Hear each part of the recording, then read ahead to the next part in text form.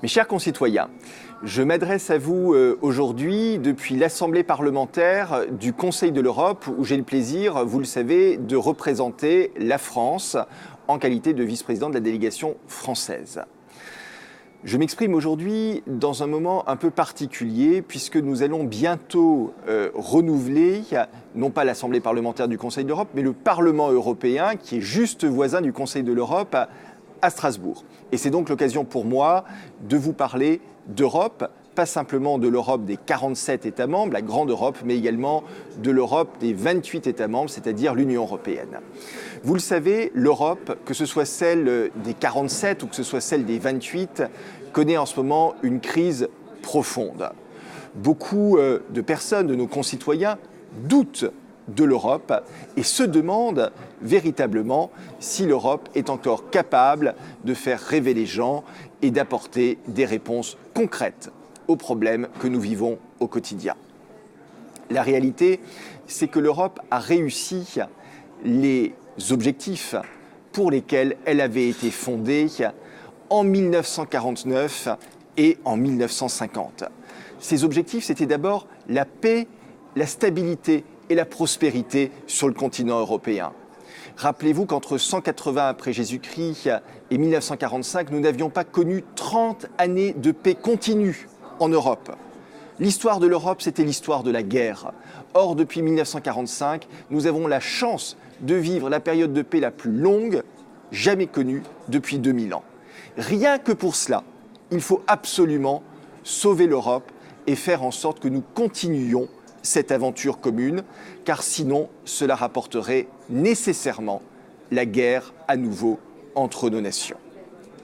Mais je suis bien conscient qu'on ne peut pas simplement vivre sur des rêves passés et que les générations actuelles ont besoin d'une autre Europe. C'est la raison pour laquelle il faut refonder l'Europe, à la fois l'Union européenne, mais également la grande Europe, pour faire en sorte que des pays comme la Russie ou la Turquie, qui aujourd'hui s'écartent des valeurs fondamentales de l'Europe, puissent rester avec nous et puissent rester dans ce grand mouvement de construction européenne. Pour cela, nous avons besoin d'abord d'une Europe qui protège mieux ses frontières, avec une police européenne aux frontières, avec une politique de l'asile commune, avec un FBI européen pour lutter contre le terrorisme ou encore un plan Marshall pour l'Afrique qui puisse veiller au développement de ce grand voisin qui va voir sa population doubler dans les 30 prochaines années et qui pourrait menacer la stabilité de notre continent. Mais nous avons aussi besoin d'une Europe ambitieuse, une Europe qui affronte à la fois les défis climatiques, qui puisse mener une politique énergétique qui vise à remplacer les énergies fossiles, qui puisse demain également inventer une économie circulaire pour éviter d'épuiser les ressources de la planète. Et puis, nous avons besoin d'une Europe également en pointe sur le plan technologique pour faire le match économique qui est en train de se mener entre les États-Unis et la Chine. Nous ne pouvons exister que si nous sommes plus forts ensemble. Qui peut croire que la France, toute seule, avec 67 millions d'habitants dans une planète qui bientôt comptera 10 milliards d'êtres humains, pourra seule exister et surtout se battre dans cette grande compétition internationale? Nous avons besoin de l'Europe plus que jamais.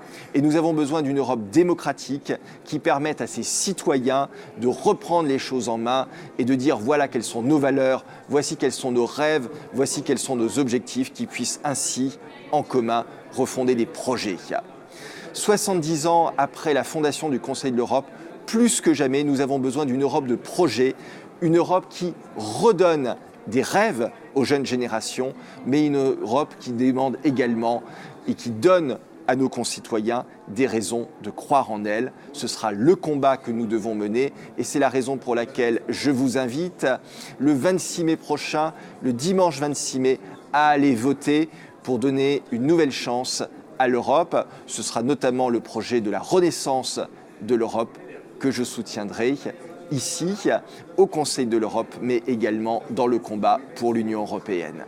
Je vous souhaite à toutes et à tous un très beau mois d'avril.